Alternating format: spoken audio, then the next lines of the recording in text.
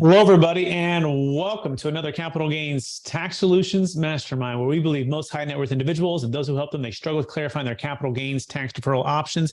Not having a clear plan is the enemy, and using a proven tax deferral strategy such as the deferred sales trust is an amazing way for you to create and preserve more wealth or help your clients, friends, and family do the same when exiting any asset of any kind, as long as it has $1 million net proceeds and $1 million gain, so you can create and preserve more wealth or even grow your business by helping your high net worth clients. For those who don't know me, my name is Brett Swartz, and I'm founder of Capital Gains Tax Solutions.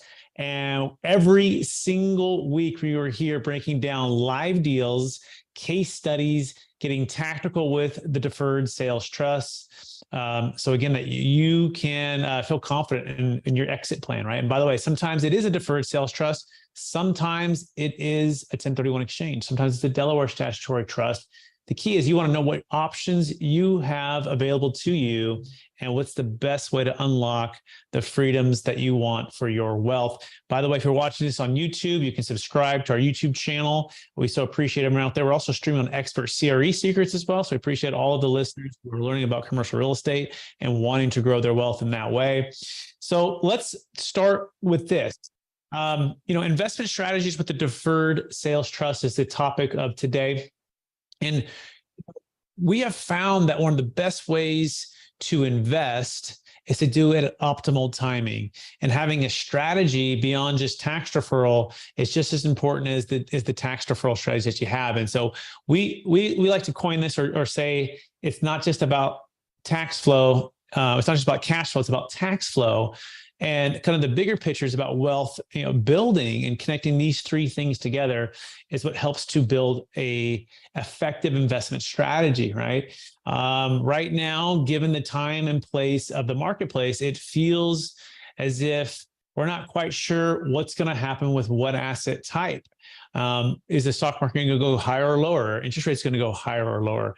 Is real estate, is it going to have a big crash? Or what's going to happen with certain parts of real estate, with single family or for multifamily or for industrial or office buildings. And essentially, there's a lot of uncertainty in the marketplace. And this is why it's so important to have a strategy to make sure that whatever you're investing, you have an opportunity to have diversification, liquidity, and optimal timing to buy into investments. And that's the beauty of the deferred sales trust, or even things like IRAs or 401ks, where you can do self-directed into real estate, or you can be diversified into liquid investments. And you're not bound by just one single asset type. Now, my bias is real estate, just because I grew up knowing, loving, and trusting real estate. Value add, hands-on, either development or multifamily has been my to, and it's worked out very well. But guess what's happening right now? We're seeing a lot of people that are in a debt that's adjusting. They have good real estate properties operationally, occupancy, and even management, but the debt has adjusted and it's putting them in a weakened position, right? In other words, it's kind of like it's poisoning the deal that was so good just a short 24 months ago. Now it's becoming bad rapidly fast. And so that's where you want something that's not going to force you into staying in that investment. In fact, we just closed a deal for a client in San Diego, and they were looking at a substantial amount of tax, about 40% of their gain. And this is on an investment piece of real estate. And for them, they were looking at their investment strategy moving forward, which wasn't having all of their wealth tied into real estate in a highly appreciated area like San Diego. They said, how do I diversify the wealth? And how do I, pay off my debt as well? How do I create even more cash flow? Because a lot of the assets that have appreciated, especially places like California or New York, these higher wealth attending real estate places, the wealth is built up and it's time to harvest. Meaning the cash flow is maybe not a return on equity. It's out of balance, right? And so there's a time to sell, there's a time to hold, and there's a time to diversify. And so building out an investment strategy with the deferred sales trust is as simple as A, finding out what options are available, B, having a game plan for when and how you want to invest into those funds. And I think also having a tax flow and a cash flow mindset coupled with a team to help you execute this strategy. That is the kind of the thesis for today, and we're going to be diving into that. I do have Jake Carpenter, one of our strategic alliances, financial advisors, wealth advisor out of Washington. Jake Carpenter, how are we doing today? Great, Brett. It's great to be here. What would you say? What would you say the number one secret is, Jake, to developing a effective investment strategy as it pertains to the deferred sales trust? Well, the main word that you're using here is timing. And timing can mean more than just it's the right time to sell. Timing, specifically in comparison to a 1031 exchange, when you go into a 1031 exchange, number one, it only works on investment real estate. And then you have the timing of identifying in 45 days and closing in 180. So what we want to do, Brett, is take folks, whether you want to start out with a 1031 exchange or not, and put them in a position where ultimately, when it's all said and done at the end of the day, they have the ability to defer the capital gains tax on the sale of not just investment real estate, but also businesses, cryptocurrencies, individual stocks, and any highly appreciated asset. Defer that capital gains tax at closing, and then not have to have a 45 to 180 day window. Then we can take those proceeds, and the mantra with all of us investment advisors and financial planners is you need to sell high and buy low. Well, obviously, if you're selling, it's probably a good time to sell. So you just sold high. You might want to stay on the sidelines long enough until you decide what deal makes sense to you. And that could be 45 days, that could be 45 months or longer. But we want to give the ability for sellers to be able to control their timing so they can truly buy high or sell high and buy low, and then diversify them out in different asset classes so they're not having to reinvest into like-kind property.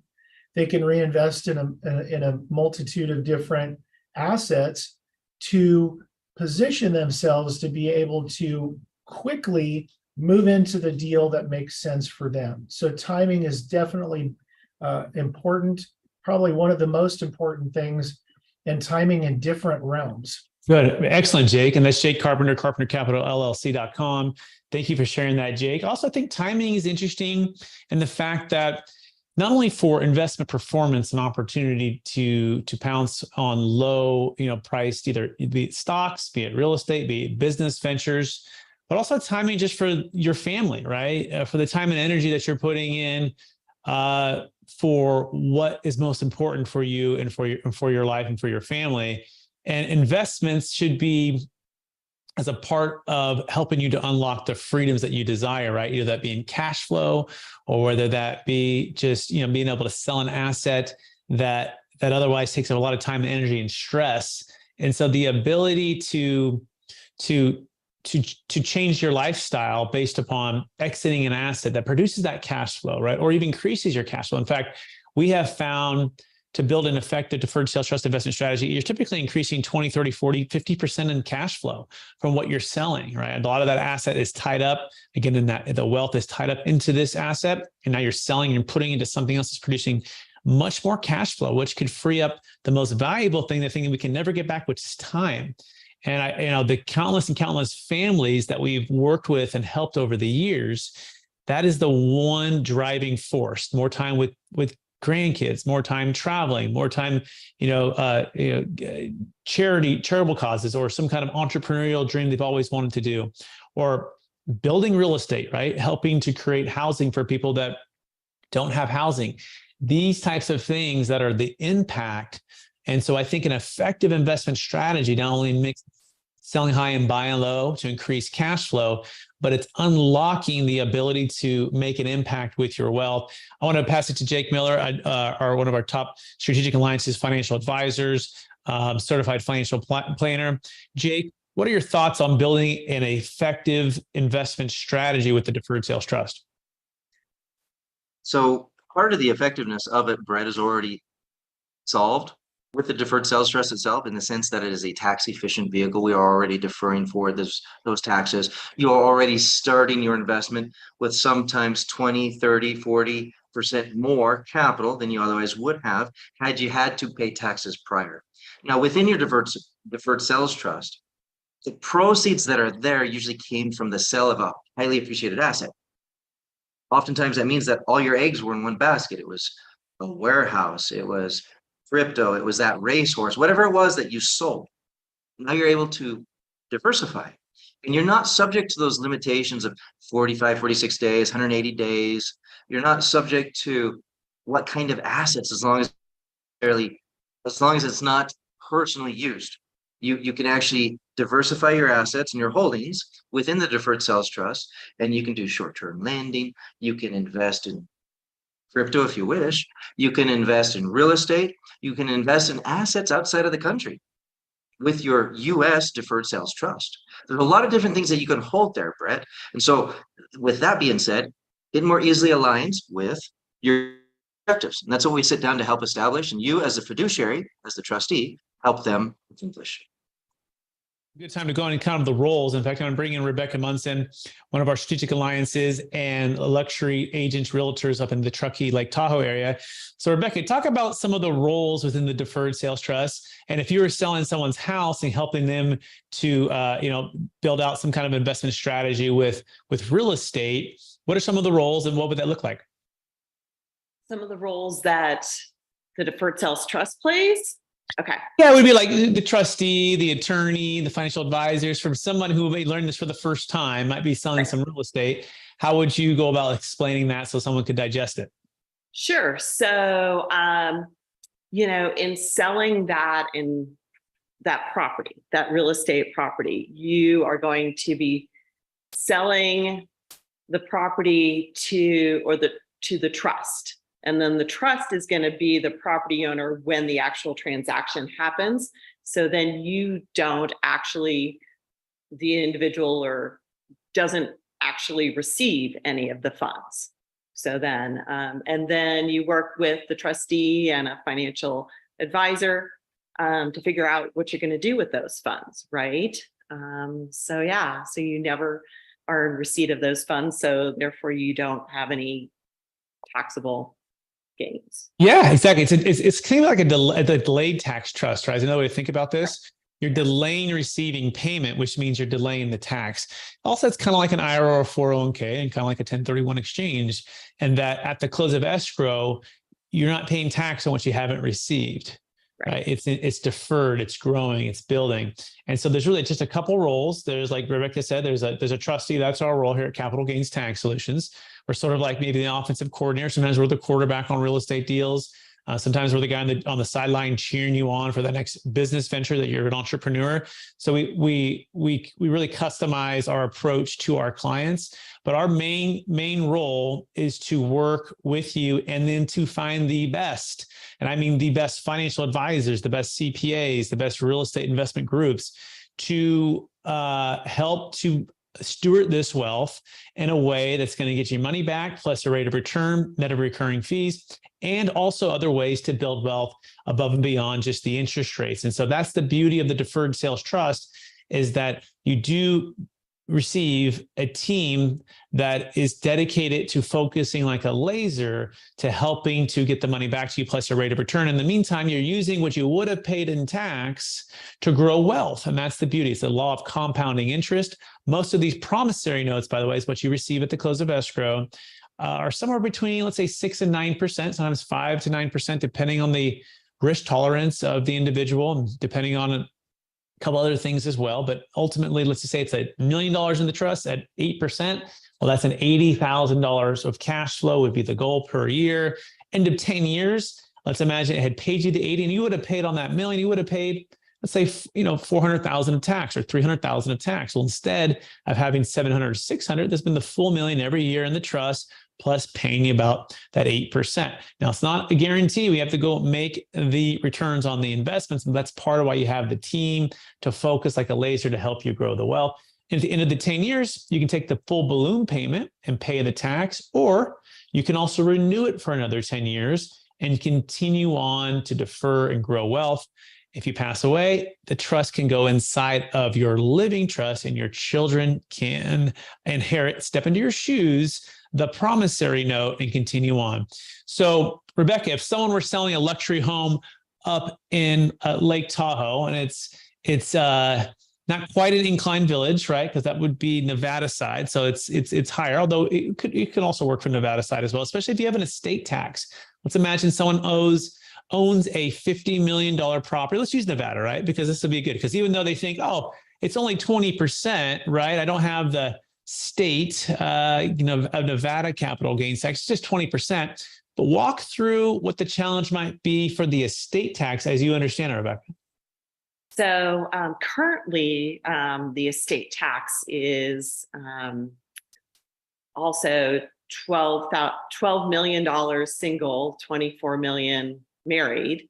So let's say you're selling a $50 million property, and you bought it for 10 million. That's $40 million, right? All of a sudden, you're going to have to pay not only the 20%, plus you're going to deal with the state tax as well.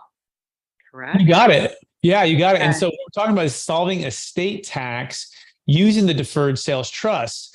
Most people are factoring in just capital gains tax. Either, hey, I'm going to pass away, die, and give it to my kids with a stepped-up basis on that 50 million, right? And so they go, I don't need to do a 1031, and I don't need to sell. But what they don't realize is the Yellowstone effect. If you've seen the show Yellowstone, Kevin Costner, the whole show is about the family trying to help him keep the land and then even maybe sell the land because people want to put, casinos and airports and all this stuff.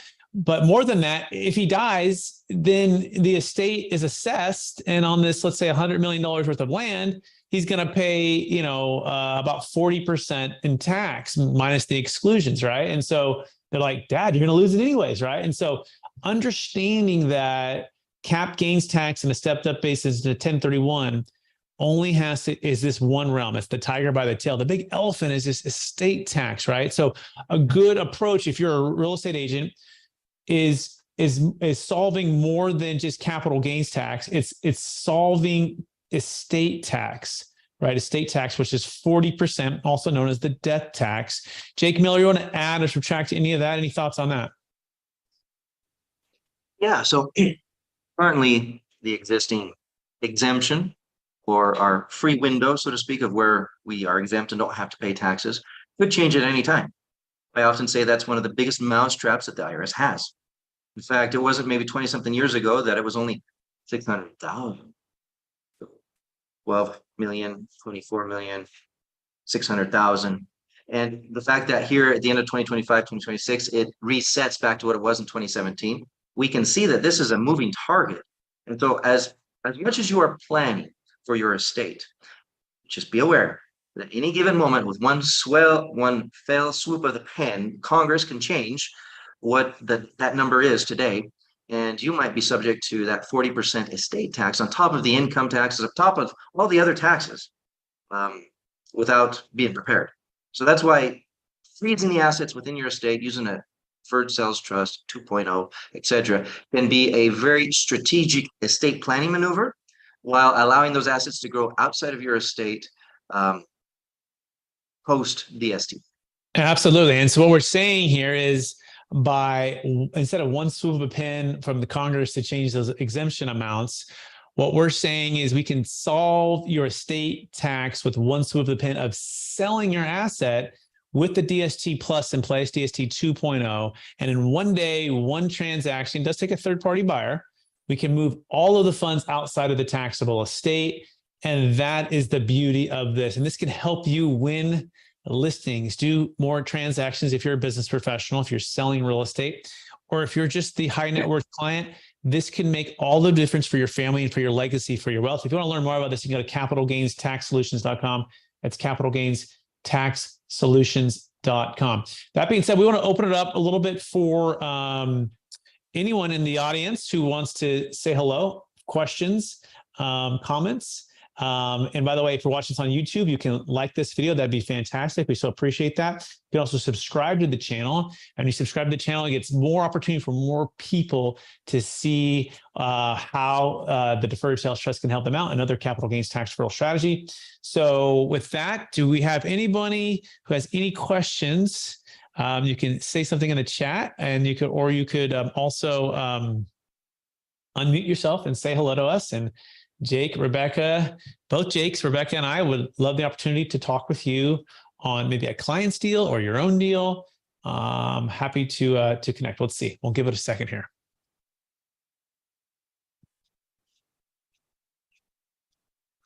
I say 7 seconds is usually good to give the brain a chance to respond. That's what I try to practice with my wife. It's like, can you pause for 7 seconds before talking, Brett? I can try. Jake, where are you today, by the way? Miller, where you at? I'm in the city of Eternal Spring. I'm in Medellin. Okay. One day. It's on the list. Rebecca, are you in Truckee today or Lake Tahoe? Or? I am in Truckee today. Yeah. Excellent. And I'm in St. Augustine, Florida, for those who don't know. Recently moved from Taxifornia out here, so hanging out. Jake Carpenter, you up in Washington today? Yep, Washington State. I just saw Jake Carpenter, 2 weeks ago now? San Francisco at the event. That was a good event. Really great event, family office, a club event. And while we're speaking of that, there's a couple of events I want to invite everybody to. It's a DLP Capital event coming up in St. Augustine, Florida. This is coming up in November 8th through the 12th. It's the Family Wealth and Legacy event. Love the opportunity to see you there. Also, we're announcing today as well, we're going to be having our first annual Deferred Capital Gains Tax Solutions Deal and Tax Flow Summit. It's an online event that'll be coming up on December 15th.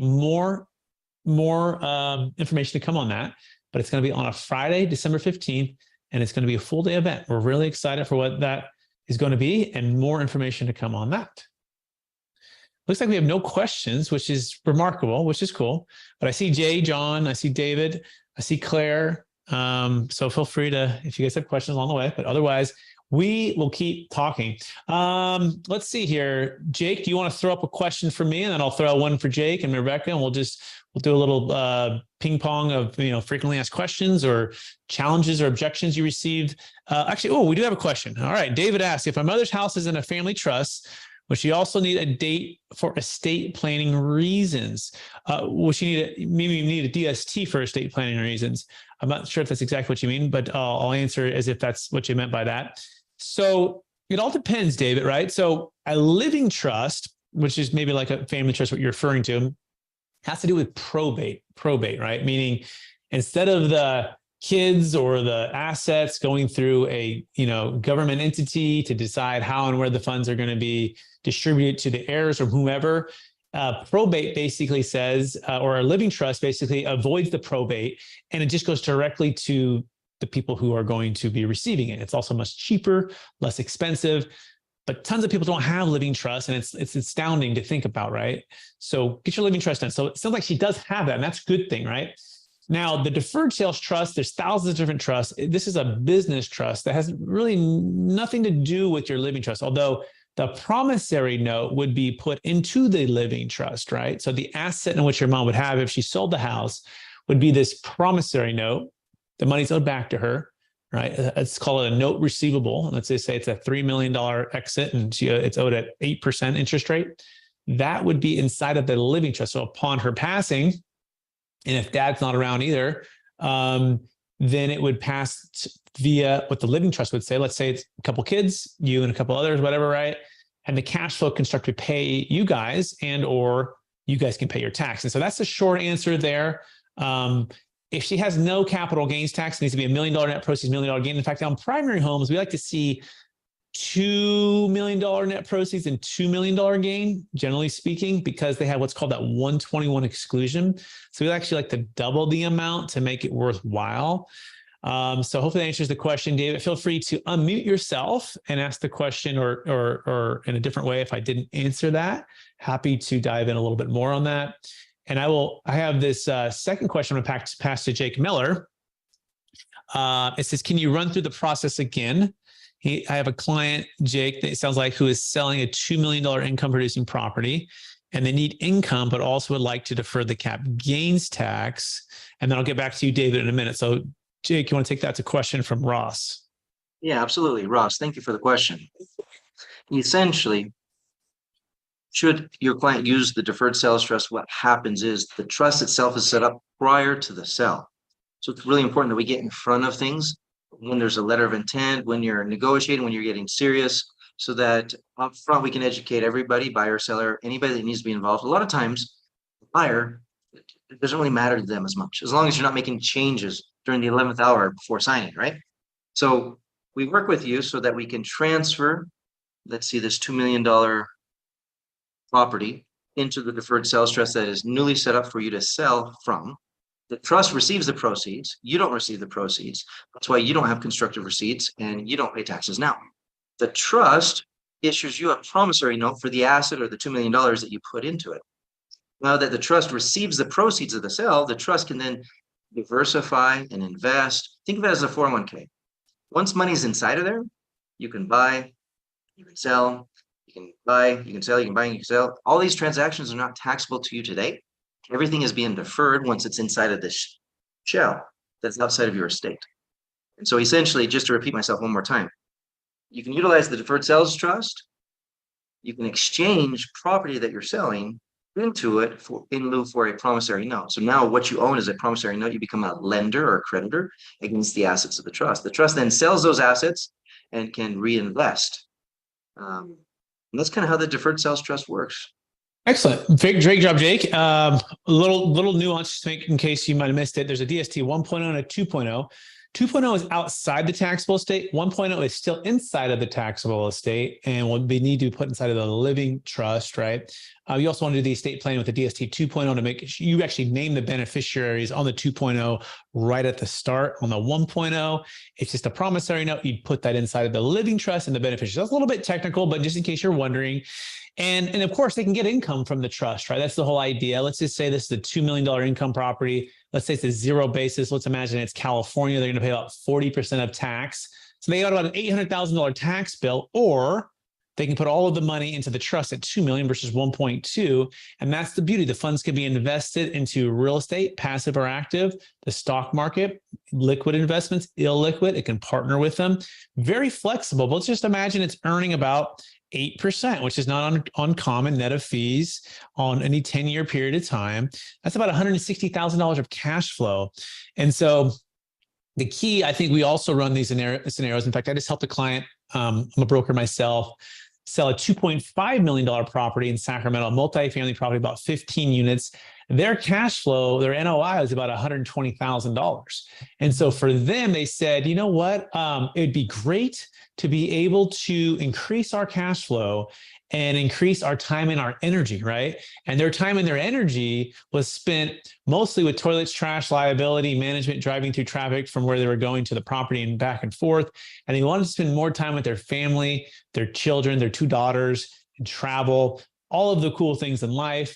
And they're basically free and clear on the asset. And so we ran an analysis and we said, after closing costs of commissions and closing costs for the trust, about 2.35 million is going to hit the trust. And that's about at 8%. That's about $188,000 of cash flow versus 120. And so we took that 188 and we took that 120 and we did a little analysis. You know, that's about 37% more in cash flow. Oh, I'm sorry, 63% more in cash flow, right? So you go, I can have 120 or you can have about 190. And they said, oh my gosh, this seems too good to be true. You're telling me I don't have to do any of the work. I don't have to do any more, dealing with rent control or the insurance costs skyrocketing or all of these crazy things that are happening, especially in California right now. And it can increase our cash flow and have a lot of, and so the answer is yes. In fact, this is our client. His name is Warren. His wife is Catherine. And they shared their whole story on this actual mastermind a couple months ago. And if you go to our YouTube channel, you can check that out. Just go to the client success stories in the playlist and look for, I think he's one of the top videos, but it's basically Warren sharing his story and just how relieved he is to be free from the asset, increasing his cash flow, have a consistent, durable income, not having to deal with a lot of the challenges that are coming with owning real estate these days.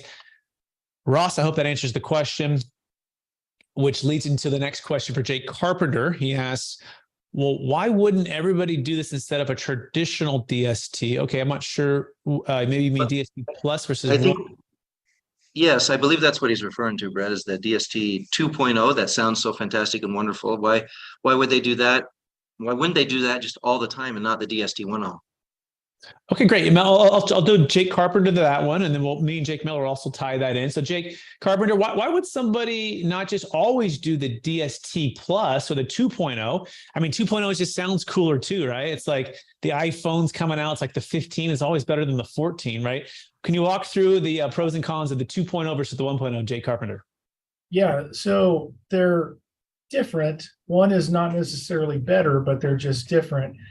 And I think that actually ties into one of the questions that David was asking with, should his mother need, she's got it into a family trust, but does he need particularly a 2.0 for estate planning reasons? And the deciding factor of whether you use a 1.0 or 2.0 deferred sales trust is, what is your net worth?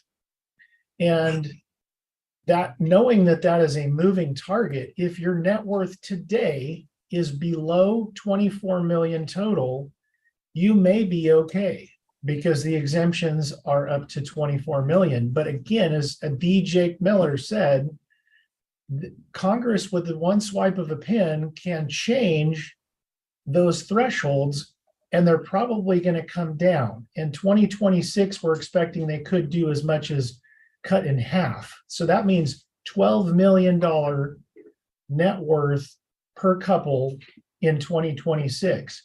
So the deciding factor is primarily, if you were to pass away right now, would you be under the exemption of 24 million? If the answer is no, and you're on the verge of selling a $30 million asset and you're a $50 million net worth, then you probably want to consider at least using the 2.0 for as much of those proceeds as you need to reduce your estate to where you believe you're going to be okay with estate tax for estate tax purposes.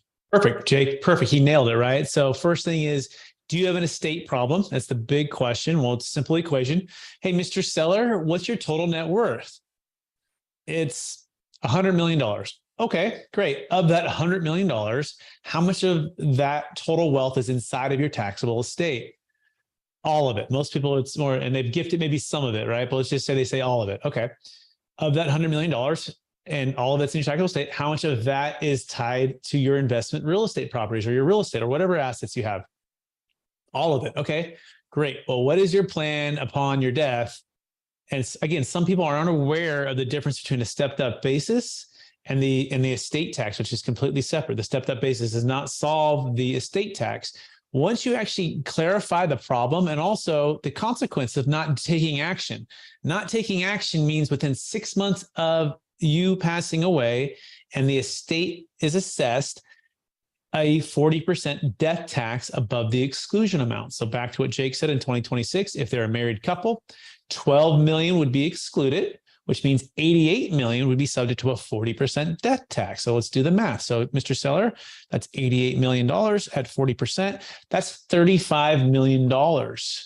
So what is your plan for your estate to pay the $35 million? And this is when people are like, they lose blood in their face and they just like, oh my gosh, they go pale, right? Because they're not sure, right? Now, if they're worth $100 million, they're more likely have an idea and they probably have done some planning, right? They've done some gifting to kids.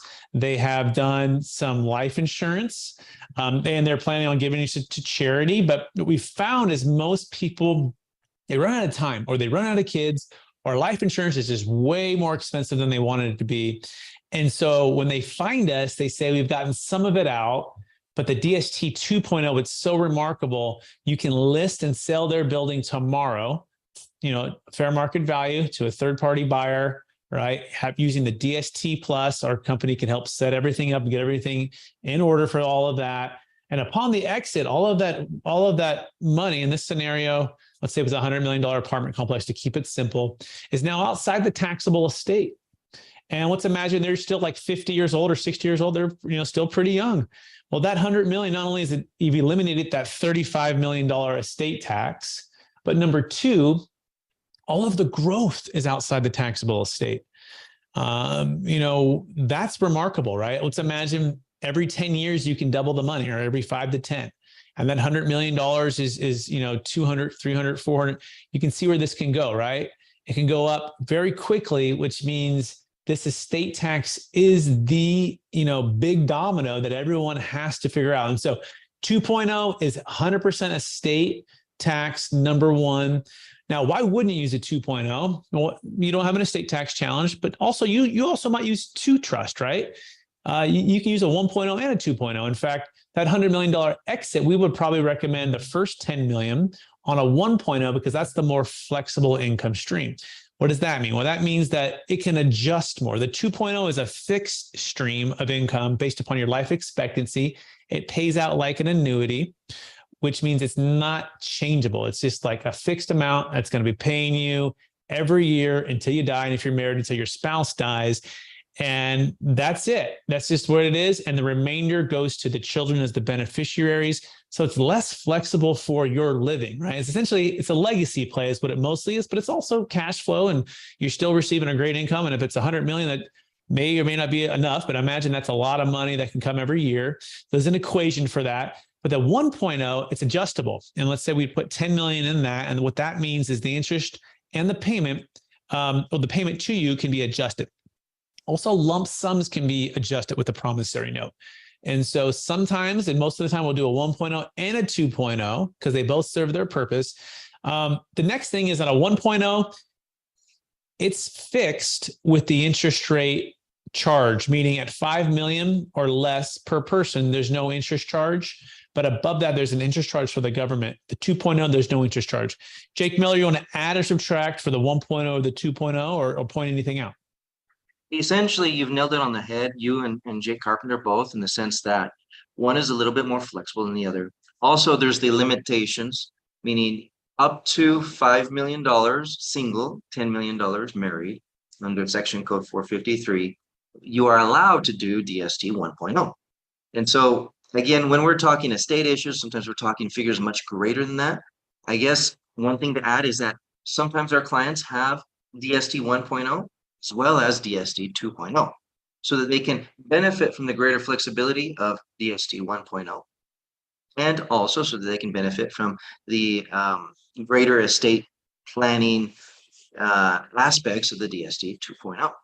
And so there's a little bit of something for everybody. There are certain limitations that we have to live within, and that's why we help individuals navigate these guardrails. And we work together as a team to help everybody find the best and most tax optimized outcome possible. Absolutely. And that's Jake Miller, by the way, MBA, MACC, CFP. He also served our country and the Army, and he's with strategictaxsolutions.com. If you're wondering, like, hey, these different websites, different people, we all work as a strategic alliance that form this team, right? It's almost like it's the Navy SEALs, it's the Green Berets, and it's the what's the other one? I guess MARSOC for Marines, right? We have to see like we're all on this special assignment to come together and work together because we each have each area of expertise. Also creates accountability and transparency, which is always great and good for everybody. So, all right, we have back to David's questions. Is there a max time limit that it can be deferred for? So there's no max time limit, David. In fact, we do 10-year notes for the DST 1.0, and every 10 years you can renew it for 10 years, and you can pass to kids, and they continue to renew. And that's, a very likely outcome for a lot of folks who don't need or want all of the principal in a short period of time. They just live off the interest and the cash flow and pay tax slowly around that point.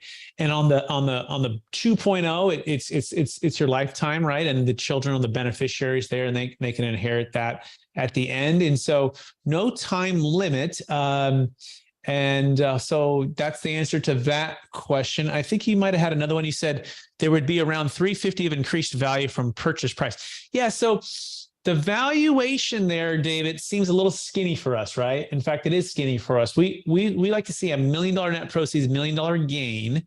And that's important because we want to have enough pain being tax, to go through the, all of this, right? Pay for the fees, the complexities, setting it all up, right? It's got to be large enough. And then on a primary, we actually even want an even bigger one as well. We typically want a $2 million and a $2 million net proceeds and a $2 million gain.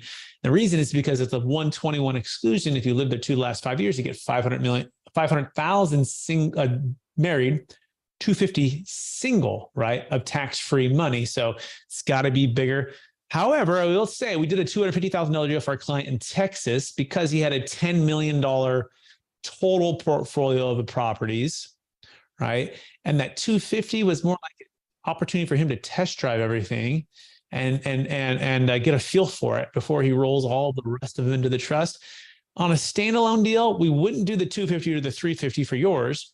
But if you said, Brett, they've got, $5, $6, $7, $10 million worth of other assets that they could probably, and most likely, if it goes well, move into the trust, then we can scale all of that. So hopefully that answers the question for you, David. And if you want to learn more about all of this, you can go to capitalgainstaxsolutions.com.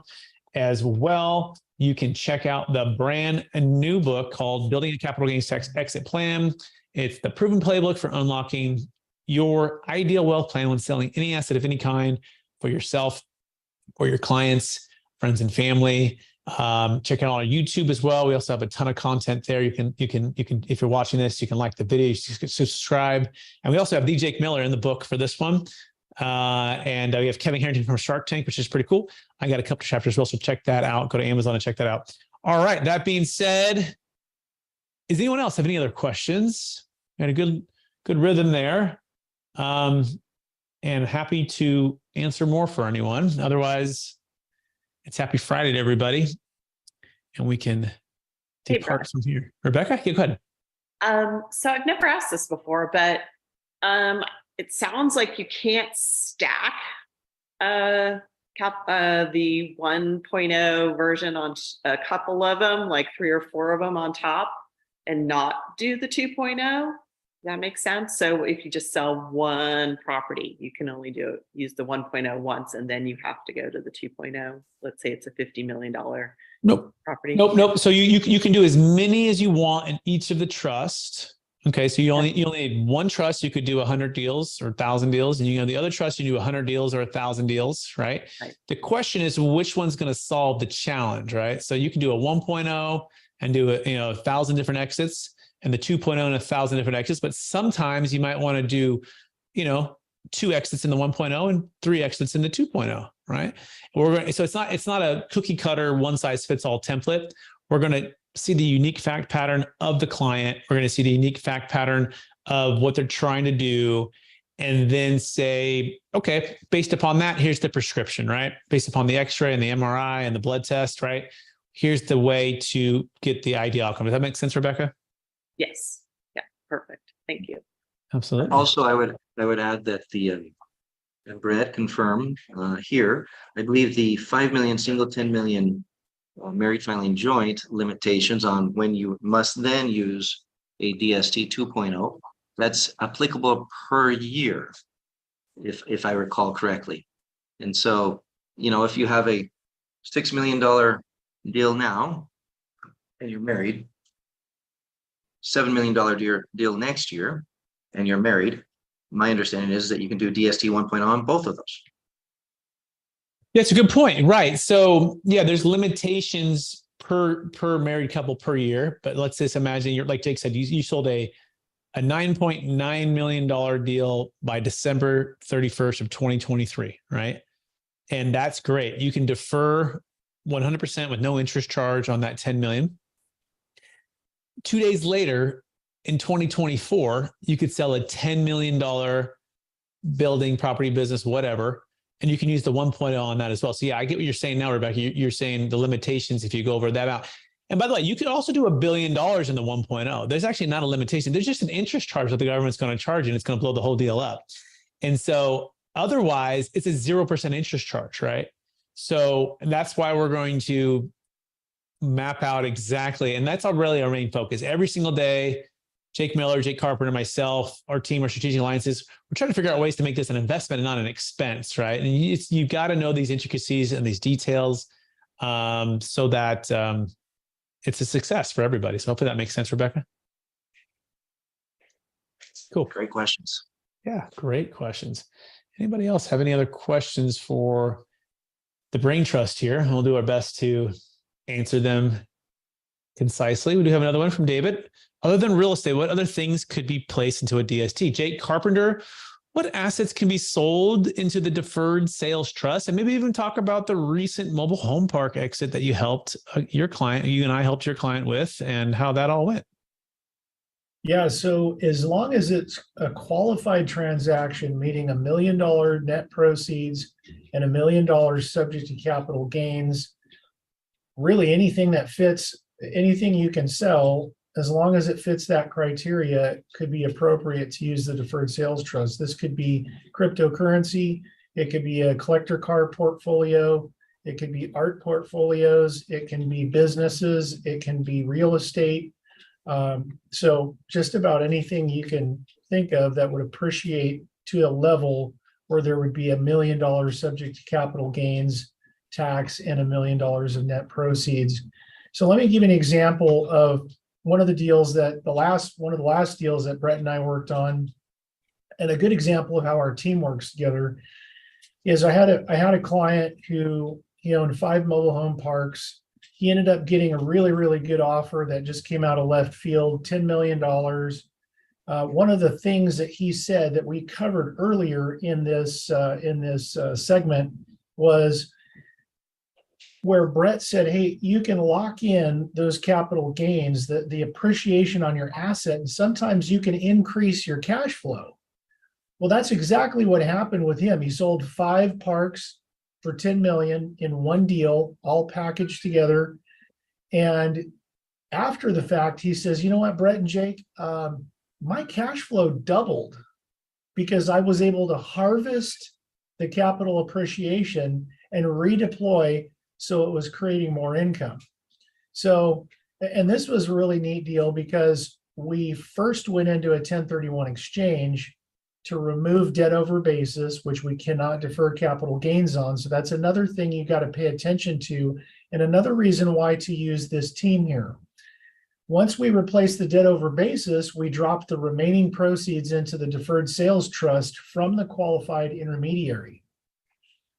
And we even had Jake Miller and myself had to work together on that case. So just because we're both financial planners or investment advisors does not mean that we don't work together. And we are a great team, not just me and Jake, but Rebecca, Brett, we all work together, rowing the oars in the same direction to make sure we're getting the maximum amount of efficiency and coordination into your transaction. Very well said, Jake. And then what we're talking about is the artful game of capital gains tax exit planning. And it's an art and a science. And I had my Rubik's Cube, but then my son took it. So I got to go find it again. But sometimes it's like trying to get all of the colors on the Rubik's Cube to match up. And when it matches up, everything goes great. Now, sometimes you pass that Rubik's Cube to me and I can maybe get one side, maybe a side and a half to match up. I'm still working on it. My daughter can do it and it just blows my mind. I don't know how to do it. But you can pass it to Jake Miller. He can move it more, pass it to Jake Carpenter, pass it to the tax attorney CPA. And typically that's when everything lines up and it's all succinct. And so it's definitely a team effort.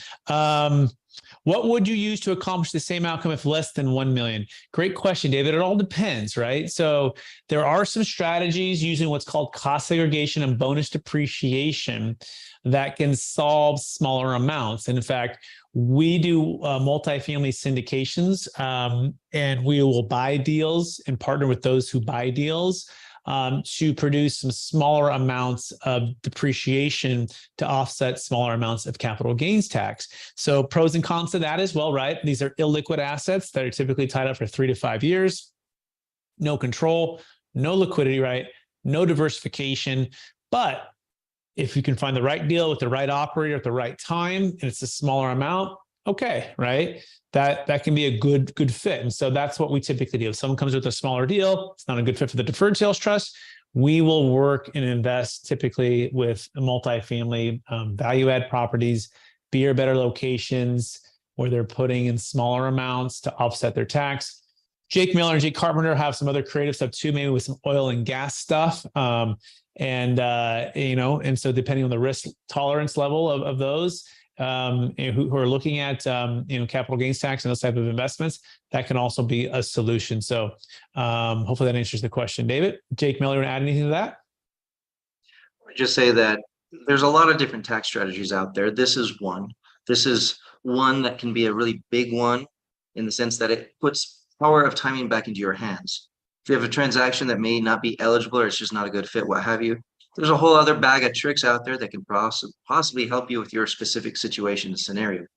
Everything from the oil and gas that Brent mentioned to charitable mineral strategies to yada, yada, yada. No, there's a lot of things that you can do.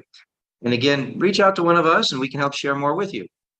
So that the last thing that we want to do is and this is perhaps rare in the industry, but we don't want you to get into something that's not right for you.